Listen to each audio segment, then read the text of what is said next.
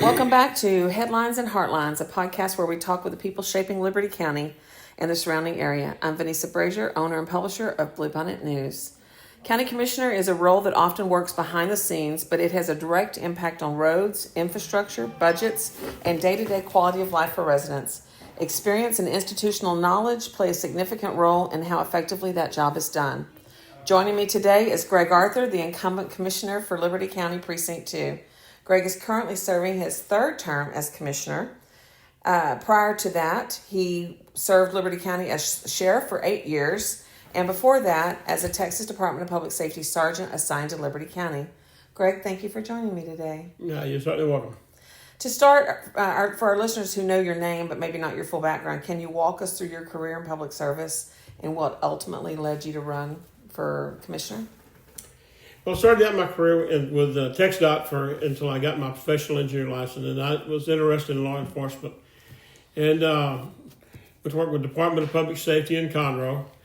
I served there, and then in Navasota. And when I made sergeant, I came here in 1986. I didn't plan on staying here very long because when you promote with DPS, you go to wherever the opening's at. And we got here. My kids got started at school, and we were happy with the school district here. And me and my wife, we decided to stay here. And I served 3 terms on the Hardin School Board, and I finished my time with DPS, and I was elected sheriff and served 2 terms at that. And then I've been elected to the commissioner's job, and I'm on my 3rd term of that. And I've been blessed to have worked with a lot of really good folks over the years, and a lot of people I still have contact with. So you spent about 35 years in law enforcement, that's correct? Yeah, about 35 years, yes. So how did that experience shape the way you approach the role of commissioner? Well, it gave me an outlook of how counties and state governments operate. It's a little bit different than regular business because you've got certain things you've got to jump through, certain hoops you got to jump to get to where you're going. And if you don't do those, then you get out and you get yourself in trouble. And I've had the experience of working with county commissioners in Liberty and with Chambers County and Montgomery County over the years. And I was thankful for the experience I gained from working with those folks. What was the biggest adjustment transitioning from law enforcement to commissioner? Was that it? Was the fact that you had to jump through hoops? Well, no, I was used to doing that. So I had, when you're in law enforcement, you're enforcing law. You got a whole different set of goals and here. When I got elected commissioner, we were looking at the county as in a really growing, in the next 10 years, we're going to be growing like crazy. And we were looking at we knew we were going to get the growth. We can't do anything about the growth. We just want to get the growth that we want, the kind of growth that we want. Trying to control it? We're trying to focus that and get the type of growth that we want. What kind of growth do we want? Well, we want good housing, we need business, we need industry and business because you need people to pay those houses. Pay for those houses. You can't take care of a county this size on taxes on homes and residents. We need industry to take up a part of that tax load. We've been fortunate with some of our businesses. I mean, we've been fortunate. We've got a lot of people looking at stuff now. We got a lot of very nice subdivisions coming in. Yeah. When we first took over, we were looking at subdivisions over in the western part of south of Cleveland there, and we Colony Ridge, you mean? Colony Ridge, and that was an area that me and county judge came at the same time, Jay, and we went over there several times, making our rounds, looking at it, and we were not happy with that type of growth at all. We went to Austin 3 times to visit with legislatures. We're kind of limited. The counties are limited in what they can control as far as developments. The cities have a lot more control, and we were trying to get a little bit more, but we didn't get a lot of help there. People don't like to be told what they can do with their land. Y'all did limit it though with lot size, though, right? You were After we reviewed everything, we looked at our subdivision regulations and standards, and they were way out of date. And we hired an engineering company, LJA, and they upgraded all our subdivision regulations and with on drainage, everything. And now then, whenever they submit a preliminary plat, we submit it to LJA, and they look at it and see if it meets our standards. If it does, then we approve the preliminary plat. It comes back to us. And then the final plat with all the drainage studies and everything done, after LJA reviews it, it comes back to us. If they approve it, then we approve it. And that's the roads, drainage, and we make the developers pay for that engineering cost. And that's also part of the drainage plan. You are making the developers pay for the infrastructure. Yes, and that was the other thing. We're in the process and doing an overall countywide drainage study. Mm-hmm. We got grants for that. And that way we get that done, then all the new development will have to fit into that overall drainage plan for the county. Do you think the drainage plan will be available this year or be ready to go this year? I think there's going to be this year. They should be through with it, from what I understand. Okay, good. Because we have a lot of new development coming in, and I guess you want to make sure that they don't cause flooding for their neighbors or anything like that. So, looking back over your time as commissioner, what projects or accomplishments are you most proud of? Well, one thing that we're proud of is the sheriff's office. That was another area. To get the kind of growth you want, you've got to have law enforcement. The Liberty County Law Enforcement Center. Law enforcement. And so we looked at the facilities that Sheriff Rader had over there, and they were way inadequate. The jail is way inadequate. And the salaries were pretty bad at the time. We've got the salaries up where they're competitive. I mean, we'd like to have them a little better, and we'll get there. But the salaries are up where he can keep people. Because if you don't have the salary up, then you have turnover, and then you're training people turnover. to go to work someone else. That was a problem he was having. Yeah. They do a good job over there and manage everything, but they didn't have the facilities or equipment. And so we built a new sheriff's office, and with the idea that we're going to build a jail. Right now, the sheriff has to send inmates out to different counties. He even had to send them out to a couple of counties in Louisiana because... Y'all had to pull back from that, though. You're not doing it in Louisiana anymore. I don't think he's doing it anymore in Louisiana, but they've still... And it costs quite a bit of money. Plus, it takes his men off the road, traveling back and forth, bringing them back and forth to court. It's hard for them to see their attorneys, too. Yes, and so that's our one of our main deals now is to get this jail built where we can focus all our law enforcement on law enforcement problems here in the county. Well, the jail's been in the news quite a bit lately because y'all have been trying to rework the old jail to make it make it usable until a new jail can be built. So people have griped about, well, why are they spending all that money on the old jail when they're not planning on using it? But y'all are planning to use it, correct? It will still be used, yes. What do you foresee as the future for that building once the new jail gets built? Well, we'll have several different options. You know, we can keep it for overflow. We can lease it out to other people because we're not the only county that's having serious jail problems. Harris County has a lot of jail problems. So to be additional bed space. And would it be a juvenile facility? It's a possibility. We've got lots of things to look at right now. It's kind of like the old jail was when I took over. Yeah. We housed federal inmates over there, and they paid us, and we actually made money on. But it got to where it was so bad a shape that we couldn't use it. Yeah. And that in the old jail that we're using now, it'll eventually get there, but with the repairs and the work they're doing on it now, it will still be usable. There's a possibility. There's several possibilities of things that we can do with it. Okay. Because I've had a lot of people ask about that whenever I write articles about it.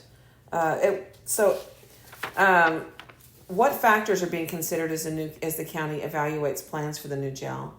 You're locating it on land that the county already owns. With the land, we had purchased when we built the new jail, new sheriff's office. We On 146. We purchased enough land that we can build, and with the preliminary plans to build the jail there. Okay. And we're in the process now getting the architectural plans and plans done. The cost is the main thing. How much do you think it's going to cost? We're looking maybe at around $100 million for a 600 bed jail. I thought it was going to be more than that. Well, we did too, and right now we're looking at 100 to 125 million from the last numbers I've seen. But we will, depending on how quick we're able to get it done, And the county will have to. There's no grant money for that, right? You'd have to borrow or do a bond. Yeah, we don't have any grant money for that. No, we don't. Yeah, no. And I think Trinity County's facing the same problem right now, where they need a new jail, but they can't get one. The train's going by. I'm at Commissioner Arthur's office in Hardin, and the train's going by. So I apologize if y'all hear it, but that's just part of life. So, given your experience as a sheriff, how does jail overcrowding affect public safety and law enforcement operations? Because you understand the behind the scenes stuff that goes on with that. Well, if the sheriff doesn't have any place to put people in jail and have to turn them out on bond, and you could wind up like New York and California and some of those places that Houston. Houston. Yeah.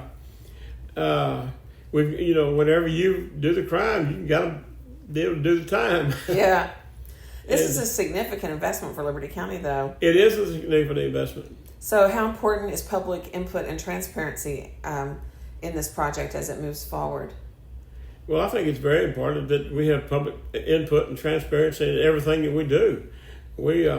All the meetings are televised. Yeah, everything, and we listen, and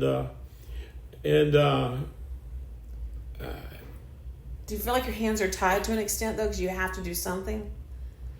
No, I don't feel like our hands are tied to do it. We feel like we have to do something. We've got to. We're in a situation where we're growing, and we're going to have to. When I started out my career in Montgomery County, it was Conroe was a small town, and the jail was on the top floor of the courthouse. It's still there, but I think they're using it differently, right? It's a museum, probably. Yeah. But then that's the way we're in that kind of growing stages, and then we've got a lot of things to look at over the next few years. Yeah, it's tough. So can you explain to people who the plans have already they're being worked on. The architect's been approved. Yes. And they're working on those right now. Plans. How soon do you expect that's going to be finished so that y'all have plans and can see what it's going to look like? These people have done jails before. Could you refresh people on who the company is? Because I can't remember off my top of my head.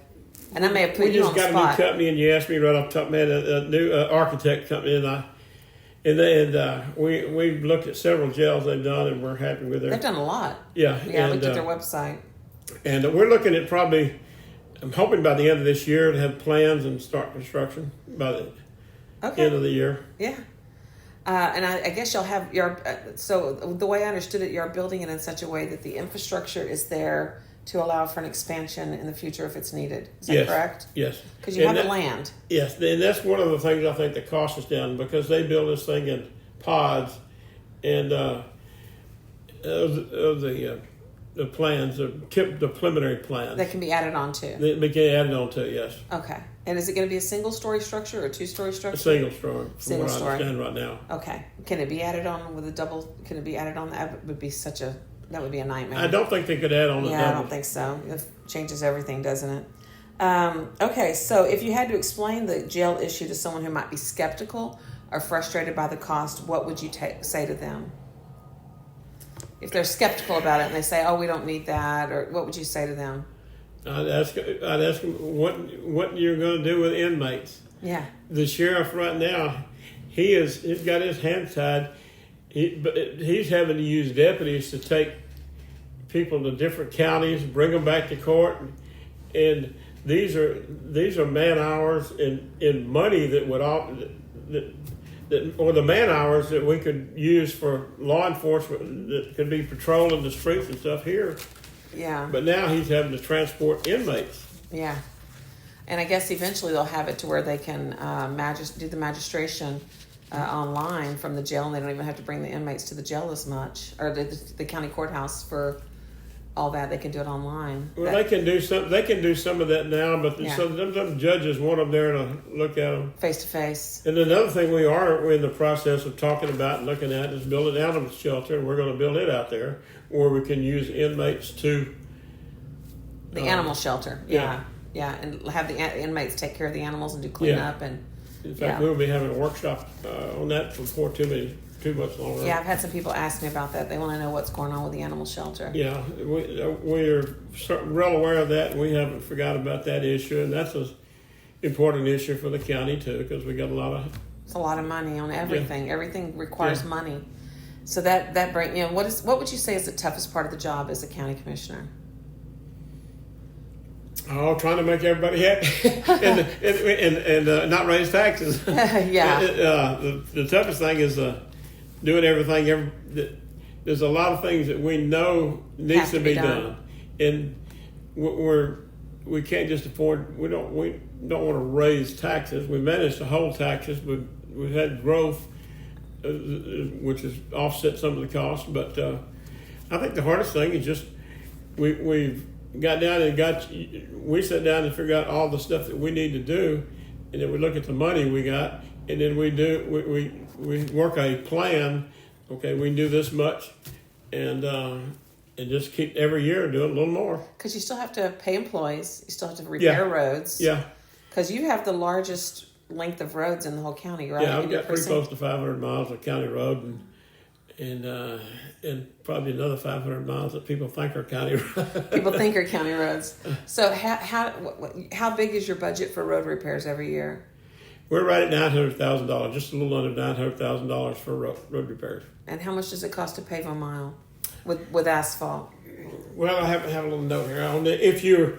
If we do the base work, if it's a road we have to redo the base work, we're looking about $42,000 a mile, and the rock and the chip seal. This is a chip seal road. You're looking at another $50,000 a mile. If you put a 2.5-inch asphalt on top of that, you're looking at about $800,000 a mile. And then there goes your whole budget for the year. Yeah. Just about.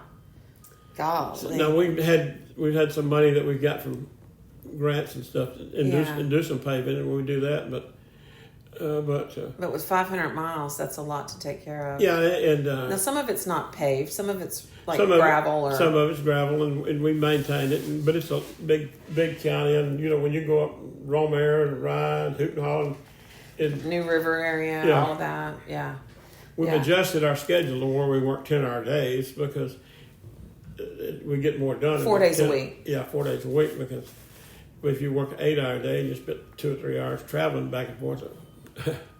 So how do you handle situations where you have residents with competing needs and expectations? How do you balance that? How do you figure out which one is priority? Well, we look at the conditions of the road and what we can do. Now, some roads, we would like to redo the whole road, but we can't. We can just redo sections of it. And we divide our money up into repairing new roads, redoing new roads, and then maintenance on the existing roads. And the roads that's most traveled, some roads we just need to fix so to provide emergency services back into certain areas. And we just have to look at the overall picture of everything we've got and make decisions on where we're going to spend the money. What would you say are some of the misconceptions people have about what a county commissioner can and can't do? Because you probably have people who go, I need you to fix this. And you're like, that's not my territory. What would you explain to them? Well, and this is one thing that I like doing, because I went out on a number of occasions and meet with different groups of people, and I like to listen to what they've got to say. And I like to say, yeah, I agree with you. I like that, and I wish we could do this, but we can do this, and we can do that, but we can't do that. And most people are pretty understanding whenever you sit down with them and talk to them and tell them what you can do, what you can't do, and why you can't do it. It was the same way with law enforcement. When you sit down and talk to somebody, I don't like that either, but there's a reason why. There's a reason why this is what I can do, and this is what I can't do. And most people, if you sit down and talk to them and listen to them, they like to be listened to. So you can reason with them generally. Generally, yes. Generally, there's always There's always exceptions to that rule. Isn't that the truth? So so let's talk about the growth. Liberty County is continuing to grow, and we've talked about how that growth has impacted the whole county as a whole. But how has it impacted Precinct 2? What new projects, what new communities, what new everything have we gotten? Precinct 2 hasn't seen some of the growth that's happened in Precinct 3 or in Precinct 4. Precinct 1's had some growth. Precinct 1 has, but the Precinct 3 and 4 is on the side next to Harris County has experienced the growth right now. On the west side of the Trinity. Yeah, and but we're getting there. We've got this new subdivision. I come out of my. When you say new subdivision, which one is it? It's the one down toward Liberty. It's actually in the city limits. Is it the Liberty Ranch? Yeah, I think that's it. Liberty Ranch. Okay. Right there across from the sheriff's office. Yes. Okay. And in the morning, when I try to get out on 105 at 6 o'clock in the morning, I mean on 146, I can't hardly. It takes me a while to get out because of the traffic, but we're getting the growth. We're not getting the big subdivisions here, but we've getting a lot of people buying land and buying 5 or 6 acres. Can you keep them out of Moss Hill and Hardin? No, unfortunately, we can't keep them out of it. We're pretty limited on what we can do. Can we keep them on the west side of the Trinity? Some of us still like the rural lifestyle, and we want to keep it that way. That's you understand that. Oh, I do that. I can remember when Conroe was a rural city. Yeah, that's crazy. So what challenges do you see over the next decade for Liberty County? I think the main is the growth. It's the growth and handling the growth. Transportation is going to be a big issue. The drainage issues, I think with our drainage study and our new subdivision regulations, that will help that a lot. Transportation, and I have to get our county judge Jay has been doing a good job working with HGAC. We're getting money here that we hadn't got before. Now, if he could just find us some money for a Dayton bypass. That we need a bypass that starts in the river getting an overpass over the railroad track. That's progress, but we need a bypass that allows some of the traffic to get around Dayton. And that's a priority, but I think probably transportation is going to be the big issue with all open up new roads. We're going to have to work with the state. They're going to have to jump in. Yeah. But we do have pretty good new road regulations, and so when we're making developers build roads that will last and that will. Yeah. But we're still going to have roads getting to those subdivisions. It's going to have a lot of traffic on it. Now we're recording this in the first. I guess we're still in the first week of January, we're we're still in the first week. And y'all have reopened the Northwest Annex now. Right? Yes. It's opened. Mm-hmm. That's a big accomplishment for this year. Are there other big accomplishments besides that? I guess y'all have acquired the Tarver Abstract building, and that's now being occupied. Yes. And the K-Shine building. Yes. And so, but that's. Would you say that those? I know that the push has been to get the county out of rented buildings and into county-owned spaces. And that's what we've been doing, and we moved the permit over there. Permitting department because they were totally out of room. That's probably. You moved the permitting department to which one? To the one over across from Liberty Bank. Oh, the Tarver building? Yeah, where the old Tarver building for people who've been here a while. Yeah, and they've got more room over there. And that's probably one of the busiest. And then you've got the auditor's office on the top floor. Is that right? In the Tarver. Oh, no. The permit is over there by the First Liberty Bank. Oh, you mean where the old CAT office used to be? Yes. Okay, that's the one that's Yes. right there close to the railroad tracks where the old Yes, central appraisal yes. office was before they moved. Yeah. Okay. And the auditor is in the Who else is moving into the old Tarver building? right now. That's all we got in there. All you right got now. in there right now, but there's room right now for more people to Yeah, move there'll be in. room for us. Just got to figure, and then I guess part of the DA's office will be occupying the old Chamber of Commerce building. Yes, Okay. Yeah, it's just you have to spread out to all these different buildings because you just have run out of space in the courthouse. Yes. At one time, Jay Knight, the county judge, talked about building a law enforcement center or a judicial building over there where the old sheriff's office is. But I guess priorities are new jail first. Yeah, we would like to do that. We had some preliminary plans, and but That's some long range thinking. and at some point we'd probably like to do that. But right now, jails and other things of priority, and we just don't have the money right now. So you just have to utilize all those other buildings. Yes. Yeah. Yeah. So, okay.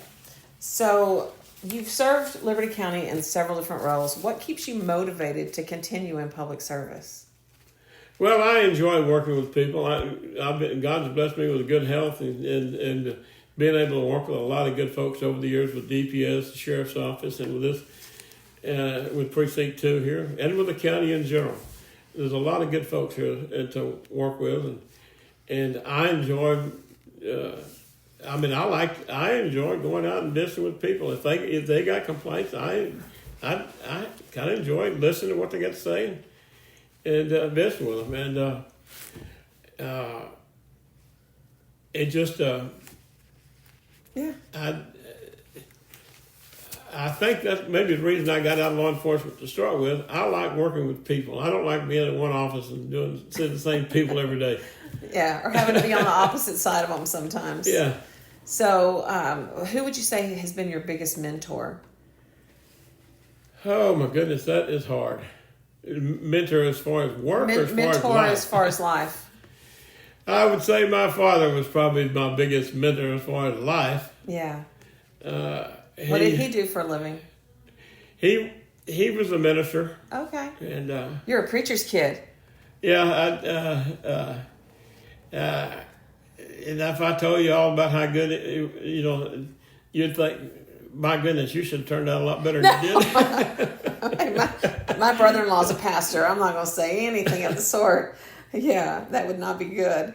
I've got two pastors in my family. Chris Contreras at Liberty is my cousin by marriage, so I don't say anything against that because I love them both.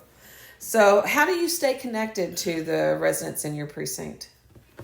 How do you go out and do visits with them, or do you meet with them at places, or do they come in and visit with you here? Yes, some of them, they come in and visit, or if they have a problem, I've been out to Hoop and Holler, and wherever, especially if we had one in Tarkington, whenever something new is coming in, they get concerned, they're concerned about, and then we'll go out and try to answer questions. I know Judge Knights went with me a few times on different things, and just if they call here, usually my foreman answers most of the problems that's called. Okay. But I like to know about them because some of them I like to go out and talk to myself. And that's Eloy Rodriguez, right? Eloy and Marvin Stovall on the other side. So you have one over in the Tarkington area, and then Eloy's over here. Okay. All right. So I guess if people wanted to get in touch with you, the best way would be to call one of your precinct barns and... Yeah, I'll call this number here, and Tiffany make arrangements to talk to you. Or needs to get to me the message, or she can get it to one of the foremans. Okay. And, all right. But, so before I think nearly everybody in Liberty knows how to get in touch has got with you. my personal cell phone number already. I think I've had it for probably as long as cell phones have been around. Yeah. So I end all of these headlines and heartlines with fun questions. And so that's what these are. They're called rapid fire questions, and you just answer it with short answers, okay? So there's no right or wrong. It's just fun. Okay. All right. Road grader or patrol car? Patrol car. Paper maps or GPS? GPS. Fix it now or plan it right? Plan it right. Phone calls or face-to-face conversations? Face-to-face conversation. Hands-on problem solving or delegation? hands-on problem solving, but that's a kind of a mix. That's about I know. I knew that one was going to be a catch. I'm kind of balanced on that. What is your favorite part of Precinct 2? My favorite part of Precinct 2 would be. That's hard. I love Hardin and Tarkington. Yeah, they're good areas. Yeah. Probably your home. That would be where you. Yeah. Yeah. Rainy day road calls or summer heat road work? Oh, summer heat road work. You like that? Oh, God, I that's don't like miserable. cold weather. I do the hot weather better. I don't like cold weather either. Quiet morning drive or busy day at the courthouse? Quiet morning drive. Those are good ones. Well, Greg, that's it. I want to thank you for taking time to join me today and share your perspective. And to our listeners, thank you for tuning in to Headlines and Heartlines. I encourage you all to stay informed about local government and listen to the previous podcasts that I've done. I've got future podcasts coming. I'm going to be interviewing the remaining candidates for the judicial positions and for commissioner positions. And those will be available on the Bluebonnet News Headlines and Heartlines, or on the elections page in the days to come. There's already an elections page if you want to check it out. It's under the news tab, and that's where all the podcasts are linked. I am Vanessa Brazier, owner. You got anything else you want to say, Greg? One more thing. I don't normally like doing these things. What's that? But with you, it's a lot different. You've been asking me questions for a long time. 20-something years. Yeah. We stood outside of crime scenes. I remember standing outside of a murder scene in Cleveland, and we had helicopters flying over. Yeah. Fatal accidents and everything else in the world that you can think of. Yeah, so, that's a long history. That's one thing, at least I'm comfortable talking to you. Well, I appreciate that. I hope that everyone is comfortable talking to me, because I come into this with, just trying to inform our readers, because ultimately that's who I owe all responsibility to, is the readers. And so that's my goal for this, is for them to feel informed by what they've heard. And I do my best. It may not be the best, but it's my best. So, but I just want to thank you all. I'm Vanessa Brazier with Bluebonnet News, and I will see you next time.